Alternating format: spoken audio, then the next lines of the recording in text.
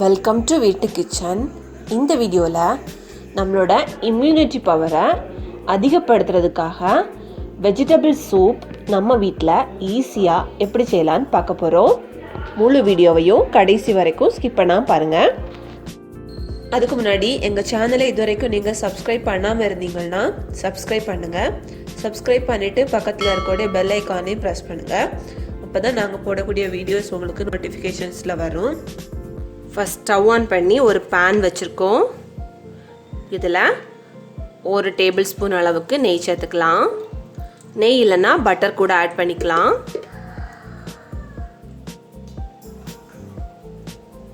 இதில் கொஞ்சமாக சின்ன வெங்காயம் கட் பண்ணி வச்சுருக்கேன், அதை சேர்த்து ஃபஸ்ட்டு வதக்கிக்கலாம்.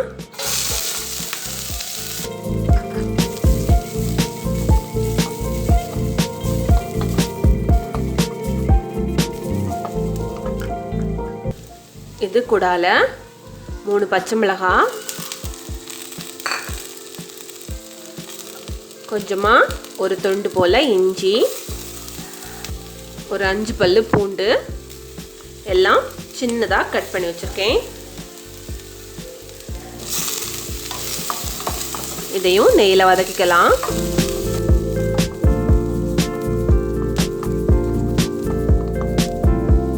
இது கூடால பீன்ஸ் சேர்த்துக்கலாம்.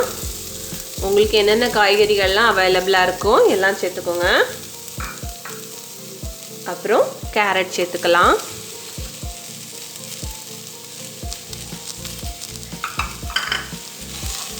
எல்லாத்தையும் நம்ம நெய்யில் வதக்கி எடுத்துக்கலாம்.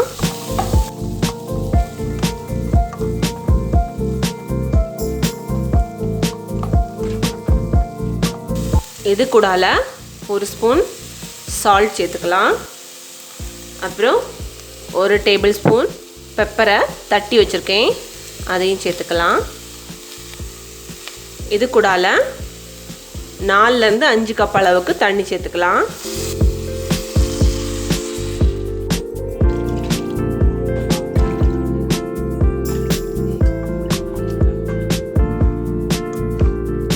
இது கூடால ஒரு 1/4 டீஸ்பூன் அளவுக்கு மஞ்சளும் சேர்த்து இதை மூடி வச்சு வேக வச்சுக்கலாம்.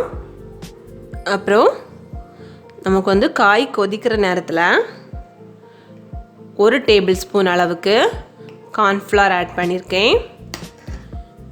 இது கூடால ஒரு 1/4 கப் அளவுக்கு வாட்டர் ஆட் பண்ணி நல்லா மிக்ஸ் பண்ணி எடுத்துக்கலாம். கட்டி எதுவும் இல்லாமல் நல்லா மிக்ஸ் பண்ணிக்கணும். இது நாம் காய் நல்லா கொதித்த பிறகு இதை நாம் அதில் சேர்ப்போம்.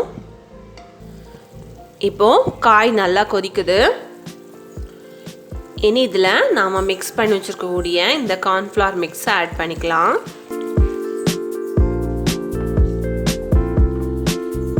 இனி இது ஒரு 4 நிமிஷம் நல்லா கொதிக்கணும். அப்போ நமக்கு காய் நல்லா வெந்து கிடைக்கும்.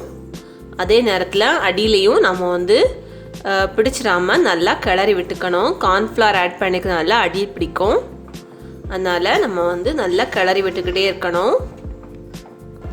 இப்போது 4 நிமிஷம் நல்லா கொதித்து வெந்தாச்சு. இனி இதில் கொஞ்சம் போல் கொத்தமல்லி இலையை தூவி ஆஃப் பண்ணிக்கலாம். பாருங்கள், நம்மளோட வெஜிடபிள் சூப் ரொம்ப அருமையாக ரெடி ஆகிருக்கு. இதை நீங்கள் உங்கள் வீட்டில் ட்ரை பண்ணி பாருங்கள். இந்த குவாரண்டைன் டைமில் இந்த மாதிரி வெஜிடபிள் சூப் வச்சு சாப்பிடும்போது நமக்கு ரொம்ப ஹெல்த்தியாக இருக்கும். இதை ட்ரை பண்ணி பார்த்து உங்களோட கமெண்ட்ஸ் எங்களுக்கு மறக்காமல் சென்ட் பண்ணுங்கள்.